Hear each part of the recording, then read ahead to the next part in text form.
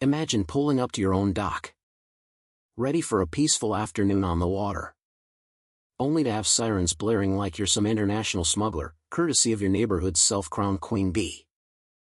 And when the cops show up, it's not for a crime, but because your boat offends her delicate sensibilities, turning a quiet suburb into a battlefield of petty power plays.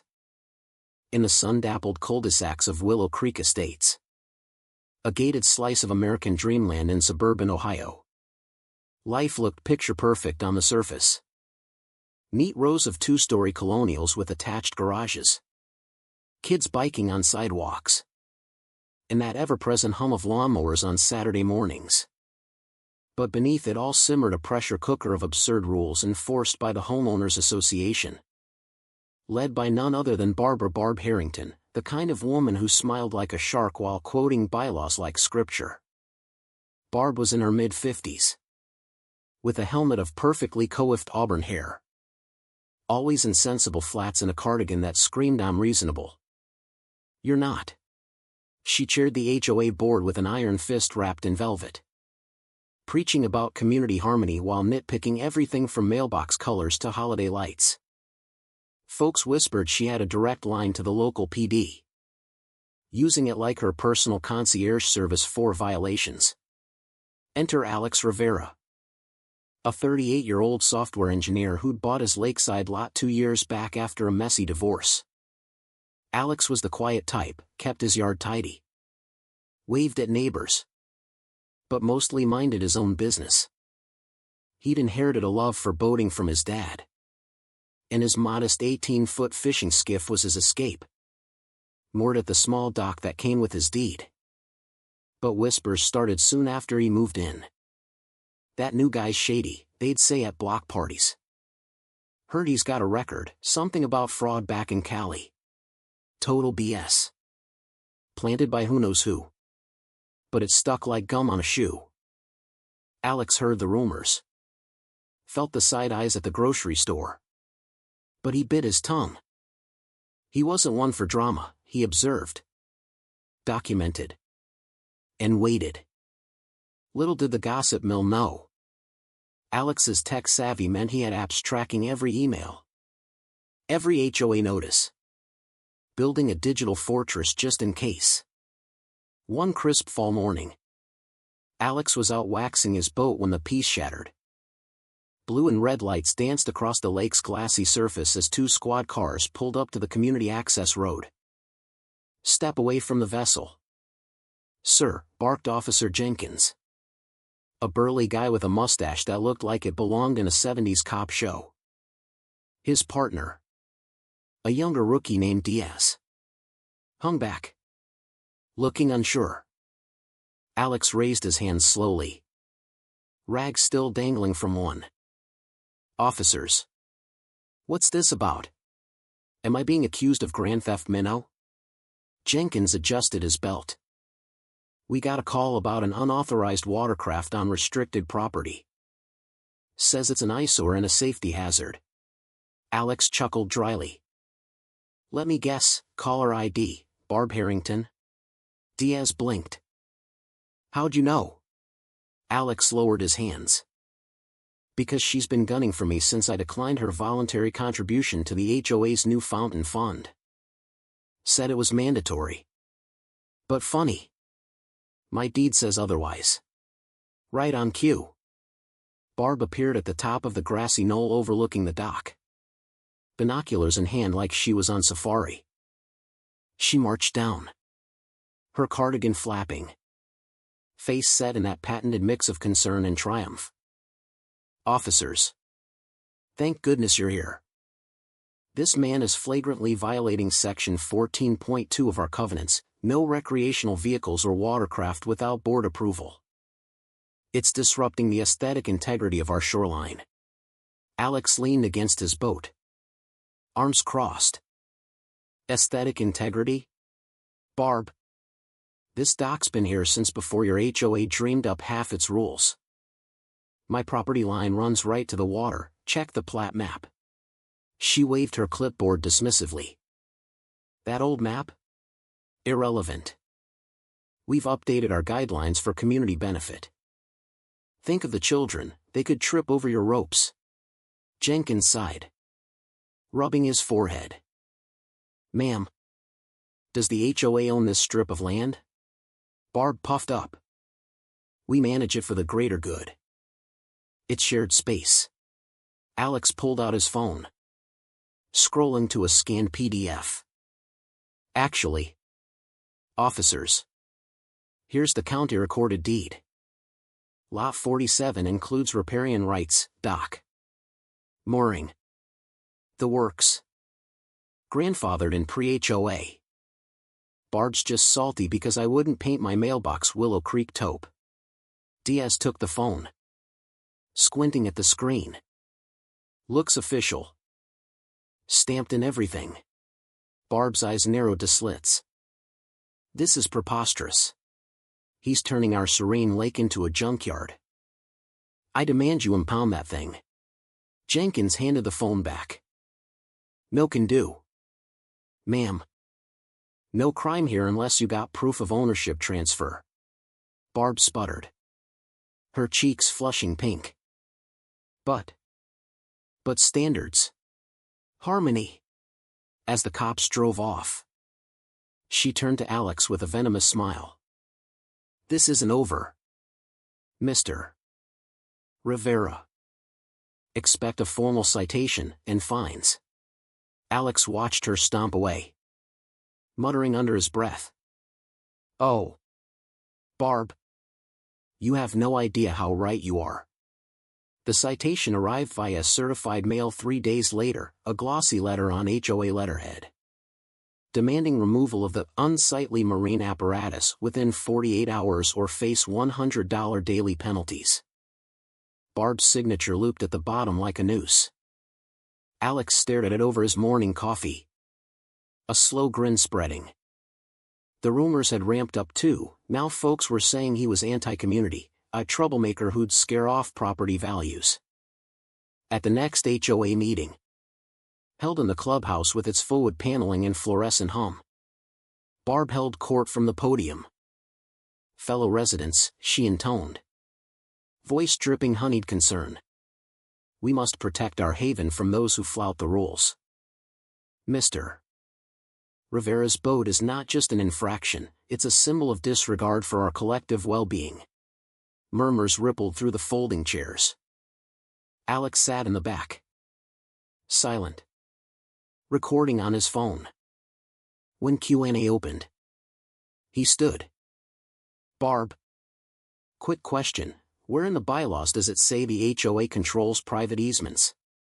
And why are these fines going to a P.O. box instead of the official treasury?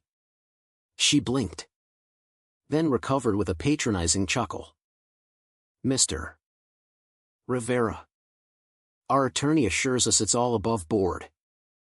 The fees support maintenance, like the new benches I personally selected. A few nods from her cronies. But Alex pressed. Attorney? The one you hired with dues? Funny. I requested the financials last month and got crickets. Barb's smile tightened. Requests must be in writing. Triplicate. Now, moving on. After the meeting, neighbors avoided him like the plague. But Alex wasn't fazed. He filed a small claims suit that night, attaching his deed, the citation, and a log of every rumor traced back to Barb's coffee clutch. Time to turn the tables, he whispered to his empty living room. Tensions boiled over as winter set in, the lake freezing into a glassy mirror that reflected the neighborhood's fractures. Barb escalated with anonymous newsletters stuffed in mailboxes, warning of rogue elements eroding our values. One even featured a blurry photo of Alex's boat circled in red, captioned, "Is this what we want?" Alex countered quietly, emailing select neighbors copies of his deed and a polite note, "Just the facts, decide for yourselves." Responses trickled in, first curiosity, then outrage. "I got fined for my bird feeder last year," wrote Mrs. Patel from down the street. "Thought it was legit. But now, Alex started a private group chat, dubbing it Willow Watch. Members shared stories, bogus fees for landscaping assessments, threats of liens for unapproved flower beds. "Barb's running this like her personal piggy bank," typed Jim, the retired mechanic next door. One evening, as snow flurried outside, Alex hunkered down with his laptop, digging into public records. He found it, Decker Management Solutions LLC, wait. No. Harrington Oversight LLC. Registered solely to Barb 2 years prior. The address? A UPS store. Cross-referencing HOA invoices. He saw payments funneled there. Not the community account. Bingo, he muttered. The group grew to 10. Then 20. They pulled docs, bank statements showing unauthorized debits labeled HOA Special Levy. Total? Over $18,000 in 16 months. "She's skimming," Alex typed. "And using rumors to isolate challengers." Jim replied, "My wife heard the fraud whisper about you at yoga, straight from Barb." Alex's fingers flew, perfect. That's defamation on top of fraud. Barb sensed the shift. She called an emergency session at the clubhouse. Her voicemail syrupy, to dispel vicious lies spread by disgruntled individuals. Alex showed up early, packet in hand. The room filled with tense faces, some loyal to Barb, others clutching their own evidence. She took the stage. Scarf perfectly knotted. "Friends, we've been infiltrated by chaos agents. These baseless accusations about finances? Nonsense. Everything's for our beautiful Willow Creek." A hand shot up, "Mrs. Patel. Then why's my $200 pathway fee going to your LLC? Not the HOA?" Barb faltered, laughing it off. "A mere administrative tool. Efficient. You see." Alex stood. "Efficient for embezzlement? Here's the state filing, your name only. And these receipts? Fake dues for land you don't control." The room erupted in whispers. Barb's face twisted, voice sharpening. "You're twisting facts. Mr. Rivera. I sacrifice for this community, nights poring over budgets while you boat." Alex smirked. "Budgets? Show us the books. Barb. Or is that confidential like your shell company?" She banged the gavel. "This meeting's adjourned."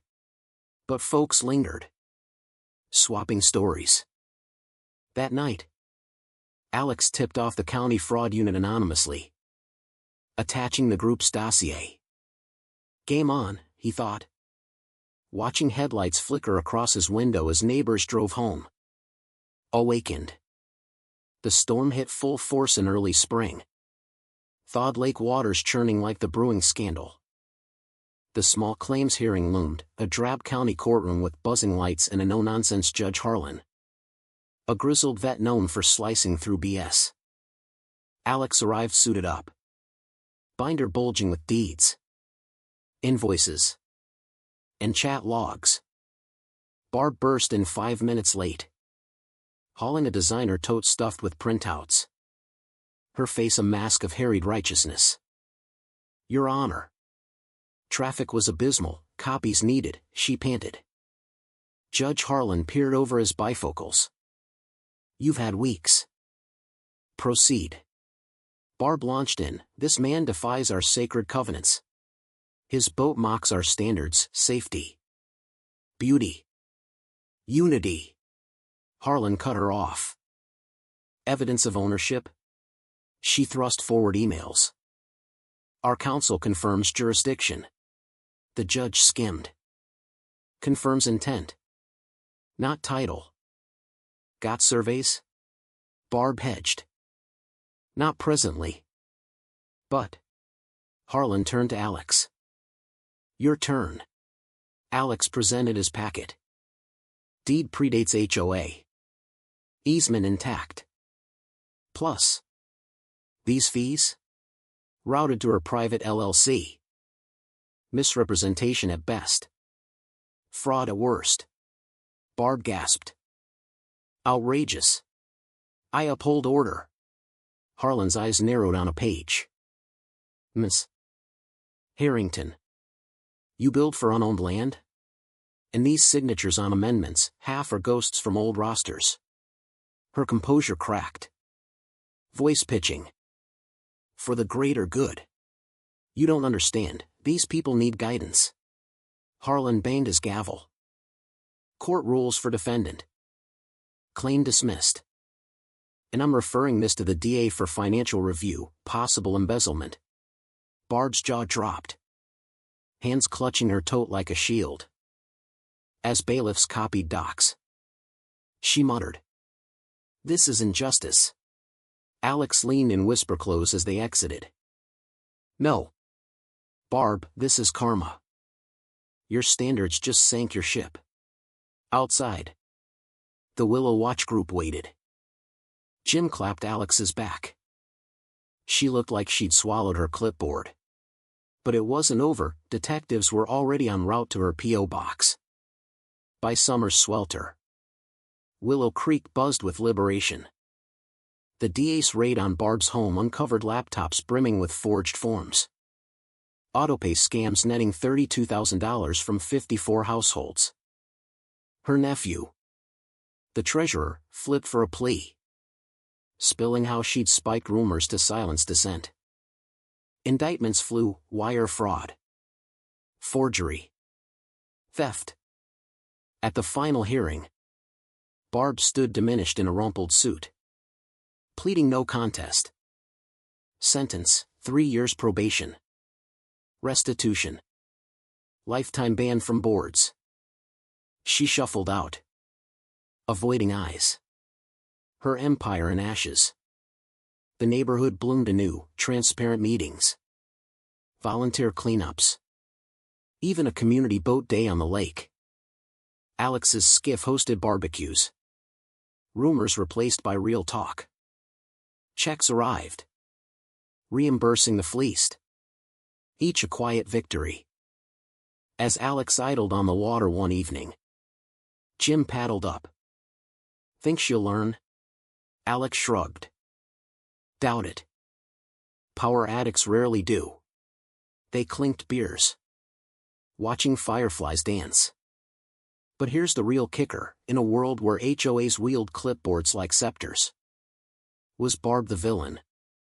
Or just the symptom of a system that lets petty tyrants rule unchecked? You tell me, was Alex's quiet rebellion justice served? Or should he have just paid up and played nice?